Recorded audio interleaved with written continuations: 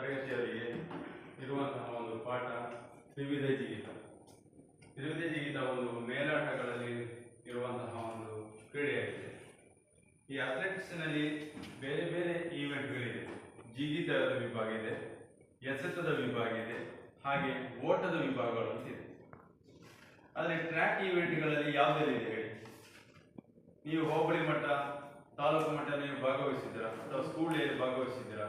ಆದರೆ ಟ್ರ್ಯಾಕ್ ಅಲ್ಲಿ ಓಡೋದೆಲ್ಲ ಟ್ರ್ಯಾಕ್ ಈವೆಂಟ್ಗಳು ಯಾವುದೆಲ್ಲ ಇದೆ? ಟ್ರ್ಯಾಕ್ ಅಲ್ಲಿ ಓಡೋದೆಲ್ಲ ಟ್ರ್ಯಾಕ್ ಈವೆಂಟ್ ಅಂತ ಹೇಳ್ತೇವೆ. 100-200 ಮೀಟರ್ ಎಲ್ಲ ಟ್ರ್ಯಾಕ್ ಈವೆಂಟ್. ಅದರಲ್ಲಿ ನಾವು ಜಿಗಿತ ವಿಭಾಗ ಅಂತ ತಗೊಳ್ತೇವೆ. ಅದರಲ್ಲಿ ಜಿಗಿತದ ವಿಭಾಗದಲ್ಲಿ ಸಹ ಅದರಲ್ಲಿ ವಿಭಾಗಗಳು ಬೇರೆ ಇದೆ. ಎತ್ತರ ಜಿಗಿತ, ಯಾವುದರ ಜಿಗಿತ ಇದೆ? ಎತ್ತರ ಜಿಗಿತ, ಜಿಗಿತ, ಟ್ರಿಪಲ್ ಜಂಪ್, ಪೋಲ್ ವಾಲ್ಟ್. ಈ ಜಿಗಿತ ವಿಭಾಗದಲ್ಲಿ ಒಂದು ವಿಭಾಗದಲ್ಲಿ ತ್ರಿವಿಧ ಜಿಗಿತ. ಈ ಮೇಲಾಟಗಳಲ್ಲಿ 3 ವಿಭಾಗ ಮಾಡ್ತಾರೆ. ಒಂದು ಟ್ರ್ಯಾಕ್ ಈವೆಂಟ್ಗಳು, ಫೀಲ್ಡ್ ಈವೆಂಟ್. ಫೀಲ್ಡ್ ಈವೆಂಟ್ ಅಲ್ಲಿ ಒಂದು ಜಿಗಿತದ ವಿಭಾಗ, ಇನ್ನೊಂದು ಎಸೆತದ ವಿಭಾಗ. ಎಸೆತ ವಿಭಾಗದಲ್ಲಿ ಯಾವ ಇವೆಂಟ್ ಇದೆ? Shot put, discuss. ಯಾವುದೆಲ್ಲ ನಾವು ಎಸೆಯುತ್ತೇವೋ ಅದನ್ನೇ ಎಸೆತದ್ದು, ಯಾವುದೆಲ್ಲ ಜಿಗಿತೇವೋ ಅದು ಜಿಗಿತ ವಿಭಾಗ. ಆ ಜಿಗಿತ ವಿಭಾಗದಲ್ಲಿ ಒಂದು ಇವೆಂಟ್ ಅದು ತ್ರಿವಿಧ ಜಿಗಿತ. ಯಾವುದು? ತ್ರಿವಿಧ ಜಿಗಿತ. ತ್ರಿವಿಧ ಜಿಗಿತ ಅಂತ ಹೇಳಿದ್ರೆ 3 ವಿಧದ ಜಿಗಿತ.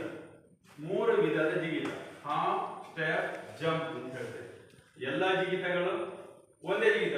ನೇರವಾಗಿ ಬರ್ತೇವೆ, ಜಿಗಿತೇವೆ.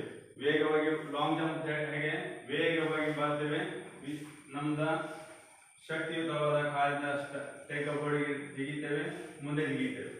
ಇದು ಆ ತರಹದ ಜಿಗಿತ ಅಲ್ಲ. ತ್ರಿವಿಧ ಜಿಗಿತ ಅಂದ್ರೆ 3 ವಿಧದ ಜಿಗಿತ. ಒಂದು ಹಾಫ್, ಸ್ಟೆಪ್, ಜಂಪ್. ಇವು 3 ಜಿಗಿತಗಳನ್ನು ಒಳಗೊಂಡಂತಹ 3 ವಿಧಗಳನ್ನು ಒಳಗೊಂಡಂತಹ ಜಿಗಿತವೇ ತ್ರಿವಿಧ ಜಿಗಿತ. ಇದು ಸ್ವಲ್ಪ ಕಷ್ಟದ ಜಿಗಿತ ಆಗಿದೆ. ಇದಕ್ಕೆ ಈ ಒಂದು ಜಿಗಿತ ಮಾಡಬೇಕಾದ್ರೆ ಒಬ್ಬ ಕ್ರೀಡಾಪಟು ಅತಿ ವೇಗವಾಗಿರಬೇಕು, ಅವರಿಗೆ ಅತಿ ಶಕ್ತಿಯುತವಾಗಿರಬೇಕು, ಹಾಗೂ ಒಳ್ಳೆಯ ಸ್ನಾಯು ಸಂಯೋಜನೆ ಮಾಡಿರುವಂತಹ ಕ್ರೀಡಾಪಟು ಆಗಿರಬೇಕಾಗ್ತದೆ. ಯಾಕೆಂದ್ರೆ ರನ್ನಿಂಗ್ ಮಾಡಬೇಕು, ಟೇಕಪ್ ತೆಗೊಳ್ಬೇಕು, ಜಿಗಿಬೇಕು. ಇದು ಎಲ್ಲ ಈ 3 ವಿಚಾರಗಳನ್ನು ಒಳಗೊಂಡಂತಹ ಕ್ರೀಡೆಯೇ ತ್ರಿವಿಧ ಜಿಗಿತ ಆಗಿದೆ.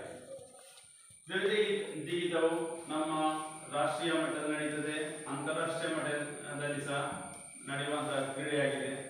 ಇದರಲ್ಲಿ ನಿಮಗೆ ನಾನೀಗ ತ್ರಿವಿಧ ಜಿಗಿತದ ಒಂದು ಅಂಕಣ ರಚನೆಯನ್ನು ಮಾಡ್ತೇನೆ. ಅಂಕಣ ಹೇಗೆ? ತ್ರಿವಿಧ ಜಿಗಿತದಲ್ಲಿ ಅಂಕಣ ಲಾಂಗ್ ಜಂಪ್ ಫಿಟ್ಟಿನ ರೀತಿಯಾಗಿ ತ್ರಿವಿಧ ಜಿಗಿತ ಇದೆ. ಈ ಫಿಟ್ ತ್ರಿವಿಧ ಜಿಗಿತದ ಫಿಟ್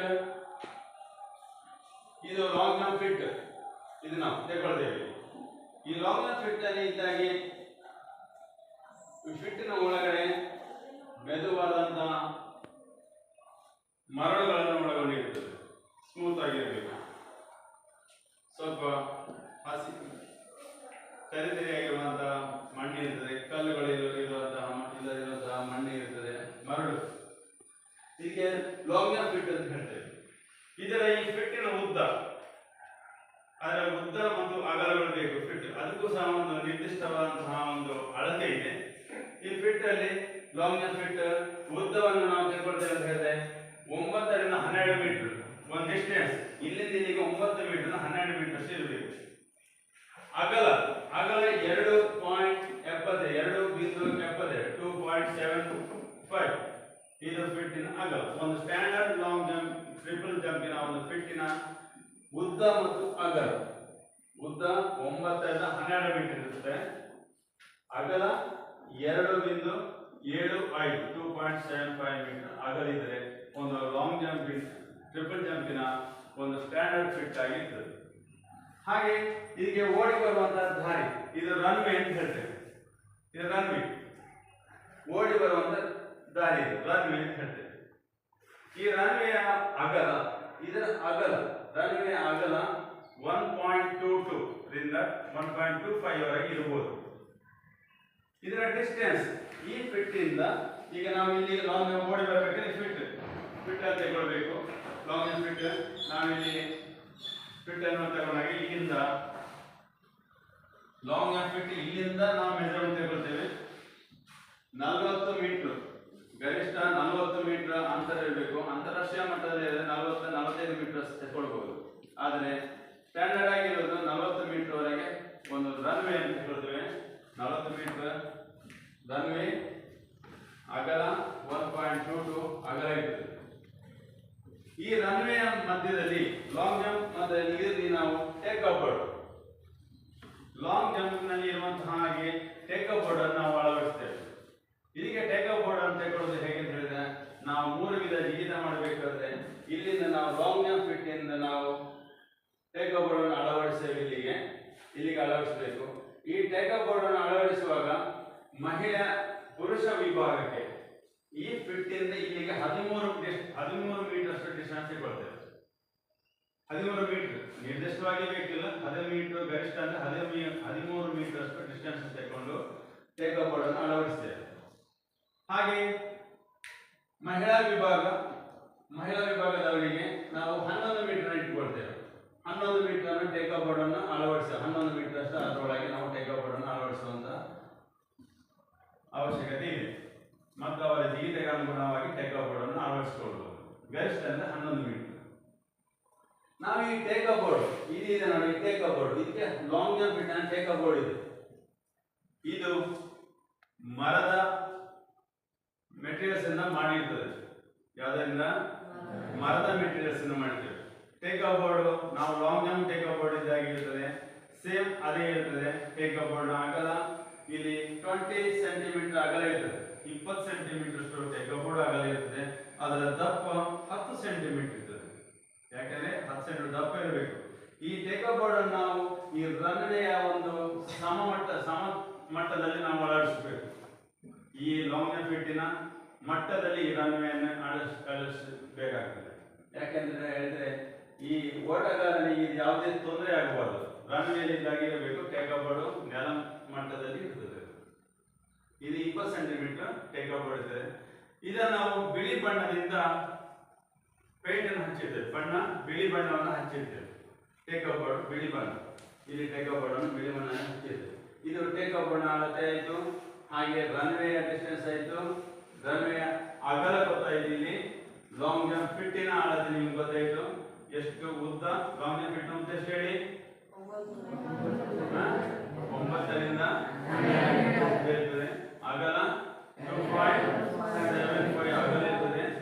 ರನ್ವೇ ಉದ್ದ 40 ಮೀಟರ್, 40-45 ಮೀಟರ್ ಉದ್ದ. ಅದರ ಅಗಲ 1.22 ಅದರ ಅಗಲ. ಹೀಗೆ ನಾವು ಅಗಲವನ್ನು ಹಾಕಿ ಆಯಿತು. ಇದರ ಪರಿಚಯವನ್ನು ನಾವು ಹೇಳ್ತಿದ್ದೇವೆ. ಲಾಂಗ್ ಜಂಪ್ ಫಿಟ್ಟಿನ ಪರಿಚಯ ನಾನು ನಿಮ್ಗೆ ಹೇಳ್ತಿದ್ದೀನಿ. ಇಲ್ಲಿ ರನ್ವೇಯನ್ನು ಗೆರೆ ಹಾಕಿ 2 ಗೆರೆಗಳನ್ನು ಹಾಕ್ತೇವೆ. ನಾವು ಲೇನ್ ಹಾಕ್ತೇವೆ. ಸುಣ್ಣದ ಮಾರ್ಕಿಂಗ್ ನೋಡ್ತೇವೆ. ಇದರ ಅಗಲ, ಈ ರನ್ವೇ ಅಗಲ 5 ಸೆಂಟಿಮೀಟರ್. ಎಷ್ಟು? 5 ಸೆಂಟಿಮೀಟರ್ ಅಷ್ಟು ರನ್ವೇ ಅಗಲ ಇರಬೇಕು. ಈ ಗೆರೆಯ ಅಗಲ ಇರಬೇಕು. ಈ ಗೆರೆಯ ಅಗಲ 5 ಸೆಂಟಿಮೀಟರ್. ಈ ಅಗಲ 5 ಸೆಂಟಿಮೀಟರ್ನ ರನ್ವೇನ ಹಾಕಿರ್ಬೇಕು. ಅದಕ್ಕೂ ಸಹ ಒಂದು ನಿರ್ದಿಷ್ಟವಾದಂತಹ ಅಳತೆ ಇದೆ. ಎಷ್ಟು ಸೆಂಟಿಮೀಟರ್ ಆಗಲ್ಲ? 5 ಸೆಂಟಿಮೀಟರ್ ಆಗಲ್ಲ. ಅದರ ಉದ್ದ 40 ಮೀಟರ್, ಅಗಲ 1.22. ಇದು ಲಾಂಗ್ ಜಂಪ್ ಫಿಟ್ಟಿನ ಅಳತೆ ಮತ್ತು ಅದರ ಫಿಟ್ಟಿನ ಉದ್ದ ಅಗಲವನ್ನು ನಿಮಗೆ ನಾನು ತಿಳಿಸಿದ್ದೇನೆ. ಹಾಗೆ ಈ ಲಾಂಗ್ ಜಂಪ್ ಫಿಟ್ ಅಲ್ಲಿ ಜಿಗಿತದ ಸ್ಪರ್ಧೆ ನಡೆದಾಗ ಆ ಸ್ಪರ್ಧೆ ನಿಯಮಗಳನ್ನು ನಾವು ಅಳವಡಿಸಿಕೊಳ್ಬೇಕಾಗ್ತದೆ. ಒಬ್ಬ ಕ್ರೀಡಾಪಟು ಸ್ಪರ್ಧೆಯನ್ನು ಸರಿಯಾಗಿ ನಿಯಮಿತವಾಗಿ ನಿಯಮಬದ್ಧನಾಗಿ ಅವನು ಹಾರಬೇಕು ಅಂದರೆ ನಿಯಮಗಳಿದೆ. ಈಗ ಸರಿಯಾದ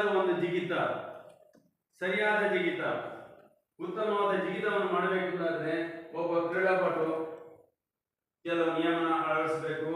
ರನ್ವೇಲಿ ಹೋಗ್ಬೇಕು. ಅವನು ಅಲ್ಲಿ ಬರ್ತಾನೆ. ಅವನು ಅಲ್ಲಿಂದ ಬರಬೇಕಾದ್ರೆ ರನ್ವೇಯ ಒಳಗೆ ಓಡಿ ಬರಬೇಕು.